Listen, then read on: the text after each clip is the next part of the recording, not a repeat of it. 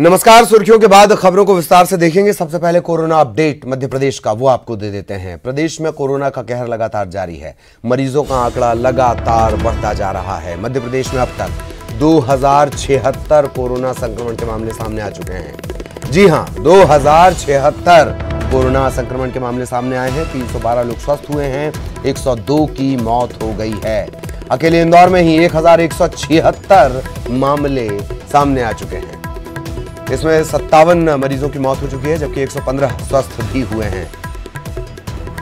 उज्जैन में 103 संक्रमण के मामले सामने आए, 15 लोगों की मौत हुई है, 4 मरीज स्वस्थ हुए हैं। जबलपुर बेहद तेजी से आंकड़ा बढ़ रहा है, 59 कोरोना संक्रमित, 1 की मौत, 7 स्वस्थ हो चुके हैं। भोपाल में 401 कोरोना संक्रमितों की संख्या पहुंच चुकी है, 9 मरीजों की मौत हुई है, 113 स्वस्थ हुए हैं। इसके अलावा ग्वालियर सबसे बेहतर चल रहा है। ग्वालियर में 8 मामले सामने आए, 6 मरीज इसमें से स्वस्थ हो गए, 2 का इलाज जारी है।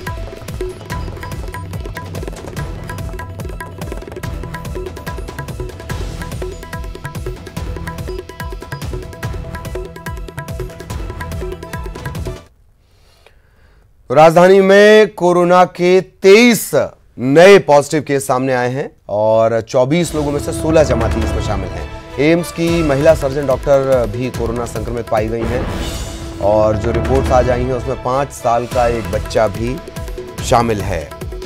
उस बच्चे की तस्वीर को आप ऐसे कंपेयर करें, कुछ दिनों पहले सोशल मीडिया पर आपने देखा एक एम्बुलेंस में अकेला जाता हुआ बच्चा, तकरीबन 7 से 8 साल का। किसी और को ले जाया नहीं जा सकता, सिर्फ जो संक्रमित हैं उन्हें ही ले जाया जाएगा, आइसोलेट किया जाएगा। मत खेलिए बचपन से, मत खेलिए बुढ़ापे से, मत खेलिए जवानी से।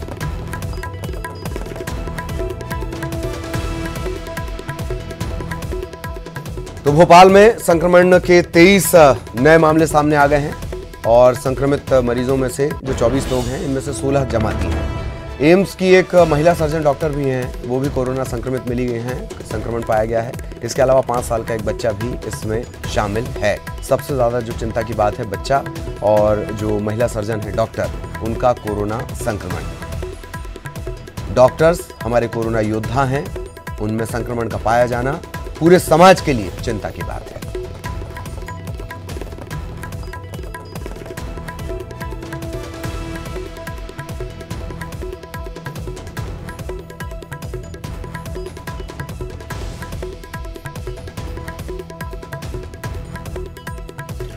तो बड़ा अपडेट आपको दे दें, संक्रमितों की रिपोर्ट आई है। 24 नए मामले राजधानी में, 23 मरीज राजधानी में बढ़ गए हैं और ये जो नए संक्रमित हैं इनमें 16 जमाती हैं। सहयोगी पूजा इस वक्त हमारे साथ जुड़ी हुई हैं, सीधा आपको लिए चलेंगे भोपाल। पूजा, तकरीबन 23 और नए मामले, इसमें भी जमातियों की संख्या सबसे ज्यादा, और क्या कुछ अपडेट? बिल्कुल, देखिए फिलहाल 24 लोगों की रिपोर्ट आई है, जिसमें एक रायसेन का युवक है जिसकी रिपोर्ट आज पॉजिटिव आई है और कल रात ही उनकी मौत हो गई है। लगातार ये आंकड़े बढ़ते जा रहे हैं। जिनकी भी पॉजिटिव रिपोर्ट आ रही है वो ये बता रही है कि वो पहले से ही कंटेनमेंट एरिया में रहने वाले लोग हैं। ज्यादातर इसमें जमाती शामिल हैं और ये वो जमाती हैं जिनका एरिया पहले ही ओल्ड सिटी भोपाल में सील कर दिया गया है। जहांगीराबाद की बात करें, अशोकानगर की बात करें, कुछ ऐसे हॉटस्पॉट जोन शहर में चिन्हित किए गए हैं जहां से बड़ी संख्या में ये पॉजिटिव केस सामने आ रहे हैं और पॉजिटिव केसों की संख्या में वो लोग भी संदिग्ध के दायरे में आ रहे हैं जो पहले से ही पॉजिटिव मरीजों के संपर्क में आ चुके हैं। उनके भी सैंपल्स कलेक्ट किए जा रहे हैं और जब रिपोर्ट आ रही है तो वो भी पॉजिटिव आ रही है। इसकी वजह से ये संक्रमण की चेन बढ़ती जा रही है और राजधानी भोपाल में ये संक्रमण तेजी से बढ़ता जा रहा है। पॉजिटिव की संख्या भी बढ़ती जा रही है, इजाफा आंकड़ों में भी कहीं ना कहीं होता हुआ दिखाई दे रहा है। गौर करने वाली बात यह है कि रोजाना लिस्ट में कोई ना कोई बच्चा जरूर शामिल होता है। आज भी और साफ करें, एक बार और साफ करें कि आज जो मामले सामने आए हैं इसमें कितनी जमातियों की संख्या है और कुल कितने मामले सामने आए हैं। दरअसल आंकड़ों को लेकर वही जैसा आपने जिक्र किया, रायसेन के मामले को लेकर थोड़ा भ्रम बन रहा है और इस वजह से थोड़ा सा और एक बार हमारे दर्शकों के लिए साफ कर दें। पूजा, जी देखिए, 24 नए मामले भी सामने आए हैं, जिसमें एक रायसेन का युवक पॉजिटिव आया है। कल रात उसकी मौत हो चुकी है और इस पॉजिटिव की लिस्ट में 16 जमाती शामिल हैं, साथ ही साथ एक 5 साल का बच्चा भी शामिल है। और स्वास्थ्य विभाग, जैसा हम पहले ही बता रहे हैं कि पहले से ही कोरोना की चपेट में आ गया है, तो एम्स की एक डॉक्टर सर्जन भी इस पॉजिटिव रिपोर्ट में शामिल हैं। यानी कुल मिलाकर के जो 24 नए आंकड़े आए हैं, उनमें बड़ी संख्या जमातियों की है, साथ ही साथ बच्चे भी इस लिस्ट में शामिल है जो 5 साल का बताया जा रहा है, और स्वास्थ्य अमले के भी लोग शामिल हैं, और साथ ही साथ अन्य लोग भी शामिल हैं। जो अन्य लोग शामिल हैं, जैसा मैं आपको पहले भी बता रही थी, ये वो लोग हैं जो कंटेनमेंट एरिया से आते हैं। शहर में कई हॉटस्पॉट जोन घोषित कर दिए गए हैं, जहां पे बड़ी संख्या से लोग निकल के आ रहे हैं, कोरोना पॉजिटिव पाए जा रहे हैं। और यही वजह है कि कोरोना संक्रमण की चेन रुक नहीं पा रही है, ये एक से दूसरे में तेजी के साथ फैलती जा रही है। क्योंकि जब तक रिपोर्ट का पता चलता है, तब तक संपर्क में आ चुके होते हैं, संक्रमित हो चुके होते हैं, और सैंपल टेस्टिंग की जो रिपोर्ट्स आ रही हैं, लोगों की एक शिकायत यह भी है कि काफी देर से उनके पास पहुंच रही हैं, जिसकी वजह से स्थिति स्पष्ट नहीं हो पा रही है कि वो क्वारंटाइन पीरियड में तो चल रहे हैं संदिग्ध मानते हुए, लेकिन आखिर रिपोर्ट पॉजिटिव है या नेगेटिव, इसका पता उनको देरी से चल पा रहा है। तो ये एक स्वास्थ्य विभाग की कहीं ना कहीं हम खामी गिन सकते हैं, क्योंकि लोगों की यही कहने जो शिकायत है वो यही सामने आ रही है कि 7-7 दिन के बाद उनको रिपोर्ट्स का पता चलता है,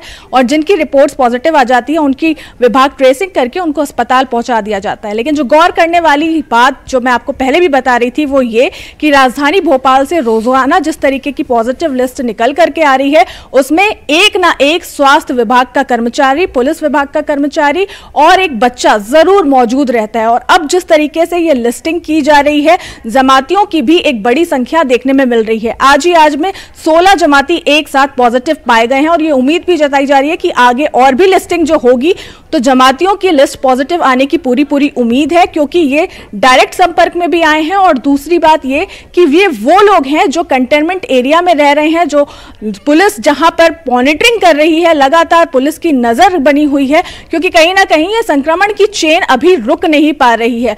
पुलिस के लॉकडाउन, ओल्ड सिटी की बात करें तो वहां लोग कहीं ना कहीं लॉकडाउन का तरह जितनी सख्ती से पालन होना चाहिए वो नहीं हो पा रहा है। ये लोगों में कहीं ना कहीं जन जागरूकता के नाम में कमी है, जिसकी वजह से शहर को खामियाजा भुगतना पड़ रहा है, और ये पॉजिटिव केसों की संख्या में लगातार इजाफा होता हुआ दिख रहा है। रोजाना इसकी संख्या बढ़ती हुई ही नजर आती है। जी ललित, चलिए, बहुत बहुत शुक्रिया आपका पूजा, इस तमाम जानकारी के लिए। सहयोगी पूजा हमारे साथ जुड़ी हुई थी। और इधर हॉटस्पॉट बन चुके इंदौर में 91 नए संक्रमण के मामले सामने आए हैं। स्वास्थ्य विभाग ने मेडिकल बुलेटिन जारी किया। इसके मुताबिक अब तक कोरोना संक्रमित मरीजों का आंकड़ा पहुंच चुका है 1176। ये सिर्फ इंदौर का है। नए संक्रमितों में एमजीएम की एक एसोसिएट प्रोफेसर हैं, रेसिडेंसी एरिया का एक कर्मचारी है, एमआरटीबी अस्पताल की 3 नर्सेज भी शामिल हैं। इन्हें मिलाकर अब तक 6 नर्स, 2 डॉक्टर कोरोना संक्रमित पाए गए हैं। दोनों नर्सों में से 2 की ड्यूटी चेस्ट वार्ड में थी, एक की ड्यूटी टीबी अस्पताल में थी, और इन तीनों नर्सों को पहले से ही क्वारंटाइन रखा गया था। 11 अप्रैल से जिला जेल में बंद कैदी सद्दाम, ये भी संक्रमित निकला है।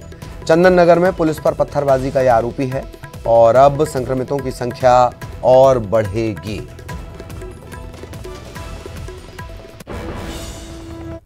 ये आपने 11 सेक्टर में पूरा शहर है अपना, सीएसपी वार, एसडीएम वार जो है, तो हमारे इंसिडेंट कमांडर्स ही एसडीएम सीएसपीज भी हैं, हमारे इंसिडेंट कमांडर एडीएम और एडिशनल एसपीज भी हो। सारी टीमें जो हम लोग लगा रहे हैं, चाहे कॉन्ट्रैक्ट ट्रेसिंग की टीमें हो, चाहे सर्वे की टीमें हो, end of the day back and पे कंट्रोल रूम में एक्सपर्ट्स बैठे हैं जो वो मैनेज कर रहे हैं कौन गलत कर रहा है, कौन सही कर रहा है, पर फील्ड में पूरी कंट्रोलिंग एसडीएम्स की और एडीएम्स की है, और कंसर्निंग पुलिस ऑफिसर्स की है इसमें।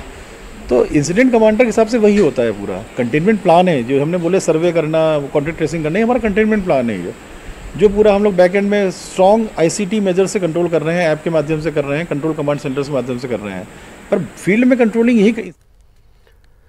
और खबर इंदौर से, लॉकडाउन में महंगी पड़ी गाड़ी की सवारी, और वो भी ऐसी वैसी गाड़ी नहीं, काफी महंगी, लाखों की कीमत है। तस्वीरें आप, लाखों की कीमत इस गाड़ी की है। तस्वीरें जब आप देखेंगे आपको अंदाजा हो जाएगा। बिना मास्क के घूम रहे थे, एक्सक्लूसिव तस्वीरें देख लीजिए। क्लास लगाने की, रसूखदार की क्लास लगाने की ऐसी तस्वीर सालों बाद मिलती है। पुलिस ने उठक बैठक लगवा ली, बिना मास्क के घर से निकले थे, कागजात दिखा रहे थे, कागजात के साथ साथ रसूख भी दिखा रहे थे। कुछ काम नहीं आया, सुनेंगे तो यकीन हो जाएगा।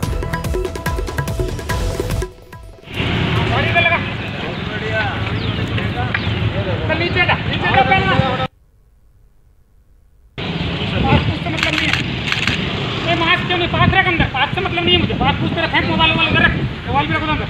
तो बैठ नीचे, नीचे बैठ जा, नीचे बैठ जा, मैं बोल रहा हूँ। अरे ढंग से बैठ जा कि बिठाऊँ नहीं सिखाऊँ, वो भी मैं ढंग से बैठ। चल गुलाटी का उठक बैठक ला, उठक बैठक ले, ढंग से बैठ ले। आसन तो बहुत खाया, लाल हो रहा है, ढंग से बैठ, बैठ ले। लगा 100 लगा, 100 लगा, हम आज के चल रहा है, काम नहीं है तेरा। 100 मैं जो बोल रहा हूँ वो कर, पहले जो बोल रहा हूँ वो कर, पहले जो बोल रहा हूँ वो कर। बैठ नीचे, पूरा बैठ ले, पूरा बैठ ले, वो भी मैं सिखाऊँ।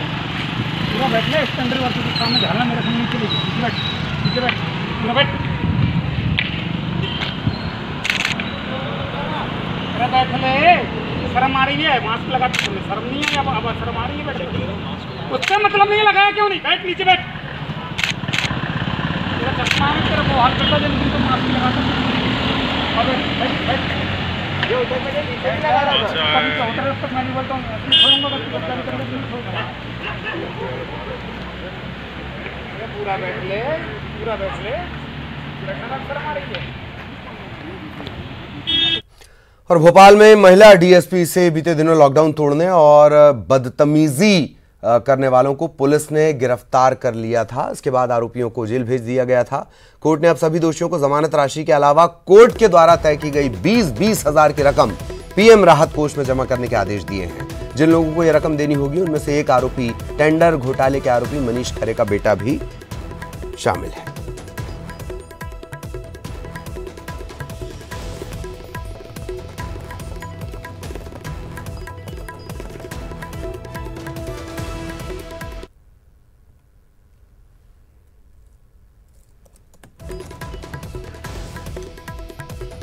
तो 20,000 की रकम इन्हें जमा करनी होगी और वो भी प्रधानमंत्री पीएम केयर फंड में इन्हें जमा करनी होगी। महिला डीएसपी से इन्होंने बदतमीजी की थी, लॉकडाउन तोड़ा, फिर बदतमीजी करने लगे, इन्हें गिरफ्तार कर लिया गया था।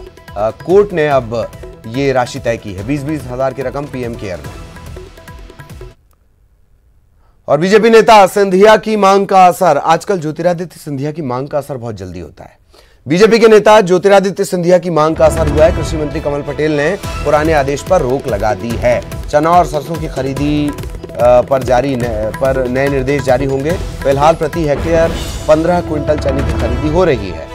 सरकार अब प्रति हेक्टेयर 20 क्विंटल चना खरीदी की योजना बना रही है। कृषि मंत्री ने बैठक बुलाई है, अफसरों की बैठक, जल्द आदेश भी जारी हो जाएंगे। सिंधिया ने कृषि मंत्री कमल पटेल को पत्र लिखा था और प्रदेश में इस बार चने और सरसों की बम्पर पैदावार हुई है तो उसकी लिमिट बढ़ा दी जाए, ज्योतिरादित्य सिंधिया ने यह कहा। वैसे ज्योतिरादित्य सिंधिया जब कांग्रेस में थे तो वो कमलनाथ को भी पत्र लिखा करते थे।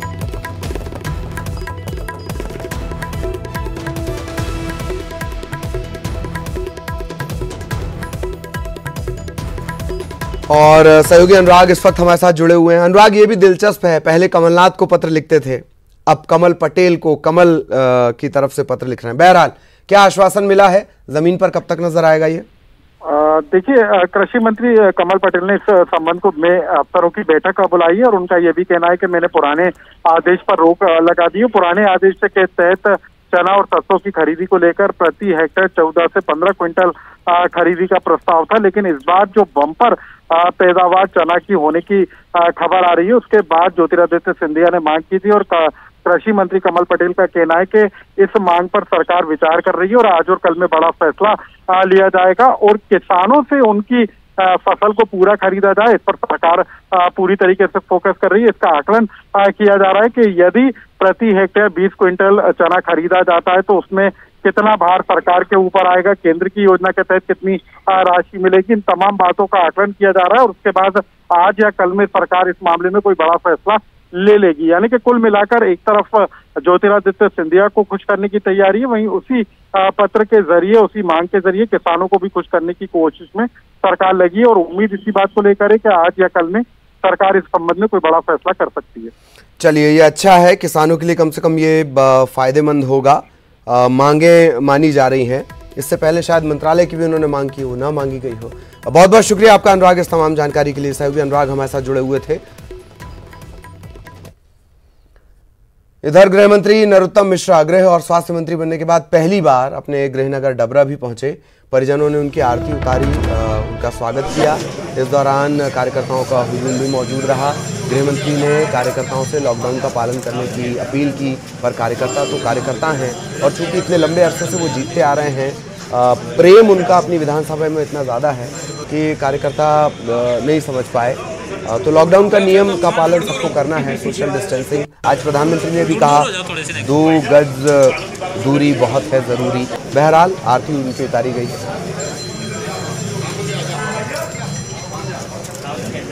ब्रेक के बाद खबर मजदूरों से जुड़ी हुई। भोपाल में फंसे पश्चिम बंगाल, यूपी और बिहार के मजदूरों ने जिला प्रशासन से मांग की है कि अब उनको उनके गृह राज्य तक पहुंचा दिया जाए।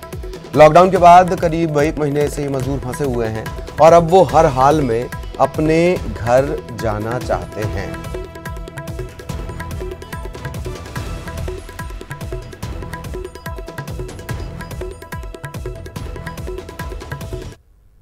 के चलते लागू लॉकडाउन के कारण न सिर्फ प्रदेश के मजदूर दूसरे शहरों में फंसे, दूसरे राज्यों में फंसे, बल्कि दूसरे राज्यों के मजदूर भोपाल के अंदर भी फंसे। ये तस्वीरें हम आपको दिखाएंगे भोपाल के पुराने शहर के बेनजीर ग्राउंड की है, जहां पर 300 से ज्यादा मजदूर जो है फंसे हुए हैं। यहाँ पर बीते 1 महीने से इसी तरीके से डेरा डाले हुए हैं। न सिर्फ पश्चिम बंगाल बल्कि बिहार और उत्तर प्रदेश के अलावा मध्य प्रदेश के भी कुछ जिलों से यहाँ पर मजदूर मौजूद हैं और ये सभी मजदूर अपने घर वापस लौटना चाहते हैं, क्योंकि 1 महीना हो चुका है, ना तो इनको कोई काम मिल पा रहा है, ना कोई मेहनताना मिल पा रहा है। और ऐसे में अब इनके सामने इस बात को लेकर दिक्कत है कि वो अपने घर तक किस तरीके से जाएं।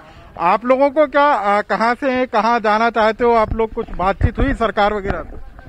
नहीं, हमारी कोई बात नहीं हुई साहब। कब से आप लोग यहाँ फंसे हुए? यहाँ से नहीं बोलो 4 महीने हो गया साहब। 4 महीने हो गया। कोई 1 महीने से कोई काम वगैरह चल रहा है क्या? नहीं, कोई काम नहीं चल रहा है, बंद पड़ा हुआ है काम। 1 महीने से पूरा काम ही बंद है, खाली खाना वाना कुछ आ रहा साहब, बस उतना ही। कुछ प्रशासन की तरफ से मदद हो पा रही हो कि व्यवस्था? ये कि ये लोग खाना बांटने आ रहे हैं, इनकी हमारे लिए मदद है और ये मदद नहीं करता तो जहाँ पे बहुत बुरी हालत हो जाती है। खाने का मतलब ये कि लाले पड़ जाते हैं। गर्मी में क्या व्यवस्था हो रही है यहाँ पर? कुछ कोई व्यवस्था नहीं, पानी की व्यवस्था? पानी की व्यवस्था है, आता है, लेकिन यह कि ना तो छाया है, बस चादरों के नीचे बैठे रहते, तपते रहते हैं। तो आप लोग जाना चाहते हो कि अपने कहाँ से आए हो वहाँ जाना चाहते हो?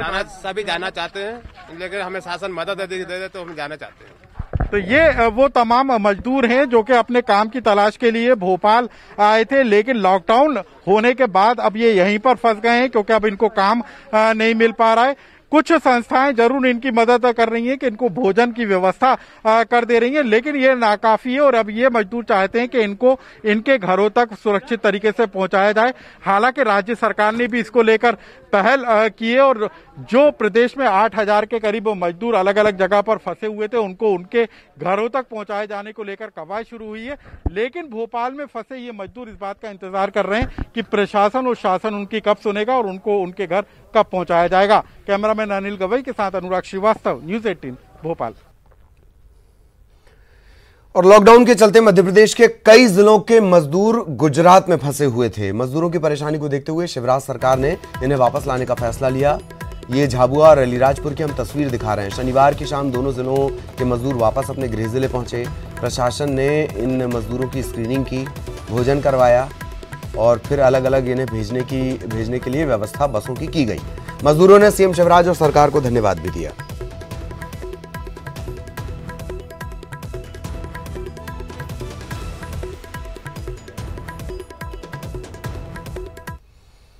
और लॉकडाउन में गुजरात में फंसे मध्य प्रदेश के मजदूरों को कल वापस झाबुआ लाया गया और तकरीबन 50,000 के करीब झाबुआ के मजदूर हैं जो अलग अलग जगहों पर, खासतौर पर गुजरात में मजदूरी करते हैं।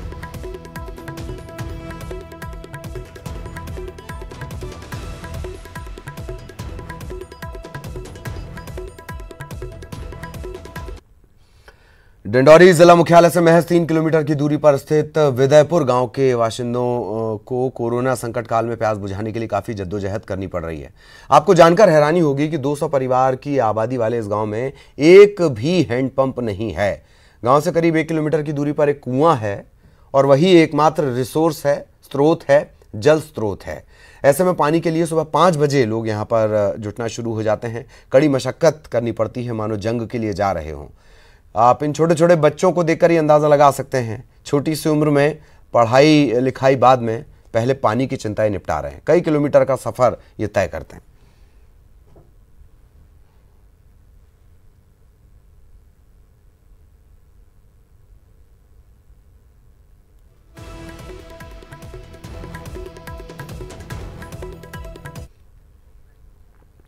लॉकडाउन के दौरान धार्मिक और सामाजिक संस्थाएं लोगों तक भोजन पहुंचा रही हैं। इसी कड़ी में साहिब बंदगी संगठन भी लोगों की सेवा में जुटा हुआ है।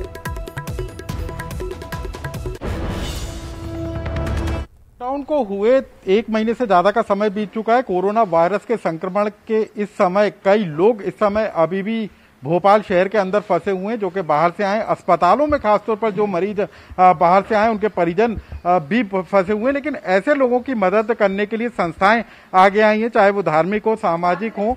उनके जरिए लोगों की मदद की जा रही है, सेवा का काम लगातार जारी है। साहिब बंदगी जहां पर एक आश्रम है, वहां पर भी 800 के करीब लोगों का खाना हर दिन तैयार किया जा रहा है और उन जगह तक पहुंचाया जा रहा है जहां पर लोगों को खाने की, भोजन की जरूरत है। निजी अस्पतालों, सरकारी अस्पतालों, थाने हो या फिर जो मजदूर भोपाल शहर में अभी फंसे हुए हैं, उनकी मदद के लिए लगातार यहां से सेवा का काम किया जा रहा है। सबसे बड़ी बात है कि यहाँ पर सोशल डिस्टेंसिंग का भी पूरी तरीके से पालन हो रहा है। कोरोना वायरस का संक्रमण ना फैले, इसको लेकर भी खास एहतियात बरती जा रही है। मास्क लगाकर जो भोजन के पैकेट हैं उनको तैयार किया जा रहा है और ऐसे करीब 800 पैकेट तैयार करके राजधानी के अलग अलग इलाकों में पहुंचाए जाते हैं जहां लोगों की मदद हो सकती है। अस्पतालों में जो मरीज भर्ती हैं उन तक भोजन पहुंच सके, क्योंकि इस समय ना होटल शुरू है, ना रेस्टोरेंट से भोजन मिल पा रहा है। तो ऐसे में उन लोगों तक भोजन पहुंचे, इसकी व्यवस्था यहाँ पर की जा रही है। तो आप यहाँ पर देख सकते हैं कि किस तरीके से दाल, चावल, सब्जी, रोटी का इंतजाम लोगों तक हो सके, इसकी व्यवस्था की जा रही है। ये तस्वीर है, आप देख सकते हैं कि किस तरीके से सोशल डिस्टेंसिंग का भी यहाँ पर पालन हो रहा है। नाक और मुंह को पूरी तरीके से बंद किया है ताकि संक्रमण ना फैले। और ये जो लोग हैं, तकरीबन 40 से 50 लोग हैं जो इस काम में हर दिन जुटते हैं और भोपाल शहर में जहां लोग हैं जरूरतमंद, वहां तक भोजन पहुंचाने का काम करते हैं। कैमरामैन अनिल गवई के साथ अनुराग श्रीवास्तव, न्यूज़ 18 भोपाल। और कोरोना ने सभी त्योहारों की रौनक भी छीन ली है। भोपाल में अक्षय तृतीया के मौके पर इस बार बाजारों में रौनक नहीं। लॉकडाउन के चलते सराफा चौक बाजार बंद है।